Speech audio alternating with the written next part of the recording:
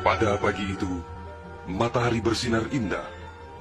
Anak manusia baru saja memulai rutinitas sehari-hari. Para nelayan berada di laut lepas. Kaum ibu sedang sibuk di dapur. Anak-anak usia sekolah menikmati hari libur. Sebagian pemuda sedang berolahraga. Sebagian lagi bersiap-siap menuju pantai untuk rekreasi. Para buruh bangunan sedang bekerja. Suasana pasar hiruk-pikuk dengan berbagai transaksi. Burung-burung baru saja meninggalkan sarang. Tiba-tiba pukul 7:58 waktu Indonesia Barat, hari Ahad, 26 Desember 2004, bumi Serambi Mekah berguncang dahsyat. Guncangan gempa pada 8,9 skala Richter itu berlangsung puluhan menit tanpa henti. Bumi bergerak ke bawah dan ke atas, ke kiri dan ke kanan, berayun-ayun terus-menerus. Orang-orang berlari keluar rumah, berkumpul di jalan-jalan dan lapangan terbuka. Mereka seperti berada dalam tampi. Kepala terasa pusing, sehingga banyak yang terjerembab ke bumi. Suara azan Allahu Akbar berkumandang dari menara-menara masjid dan menasa. Suara zikir pun membahana di mana-mana. Jutaan mulut manusia melafazkan asma Allah dan Rasulullah secara terus-menerus. La ilaha illallah, Muhammad Rasulullah.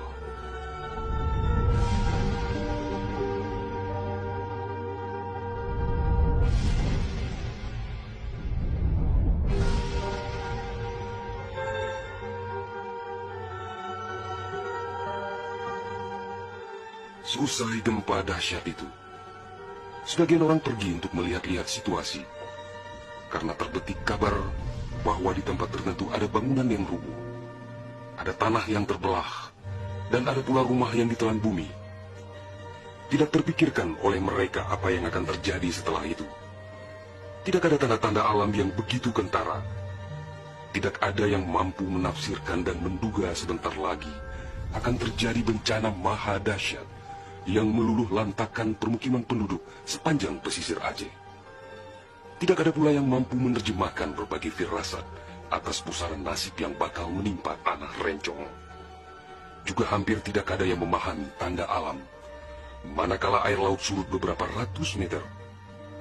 Orang-orang di pesisir pantai tampak asyik mengumpulkan ikan yang menggelbar-gelbar. Bahkan air sungai pun mengering, namun tidak ada yang dapat membaca tanda-tanda itu. Mereka seakan melupakan gempa yang baru berlalu.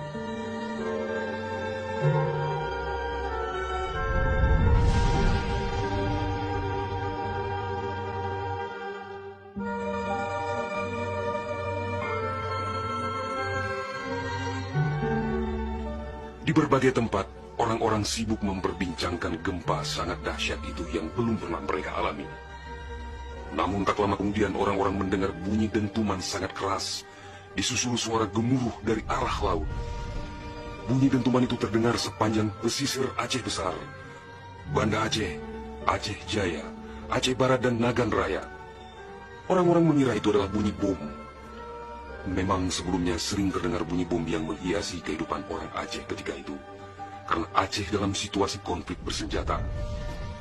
Orang-orang pun bertanya dalam hati, mengapa masih ada pihak yang tega berperang dalam suasana yang begitu menakutkan?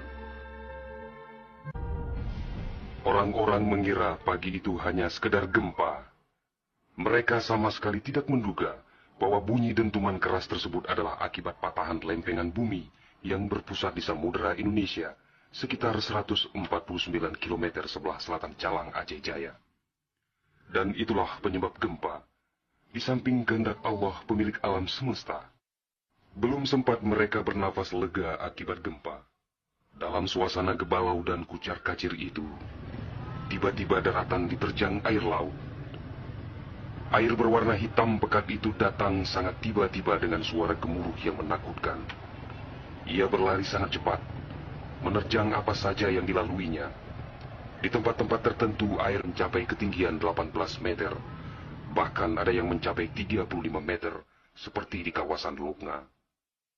Dari jauh air yang beringas itu tampak bagaikan rupa naga yang menggeliat-geliat mencari mangsa. Air dengan kecepatan 900 km per jam itu bagaikan bulldozer yang melumut apa saja yang ditemuinya. Orang-orang berusaha menyelamatkan diri dengan berbagai cara. Namun hampir semua orang, hewan-hewan, benda-benda, rumah, lakbatat kaye bate, digulung air itu tanpa kecuali. Semua wilayah yang dilaluinya pun hancur berkeping-keping. Air laut yang datang menyamai kecepatan pesawat terbang itu, ternyata namanya tsunami. Kekuatannya memang luar biasa.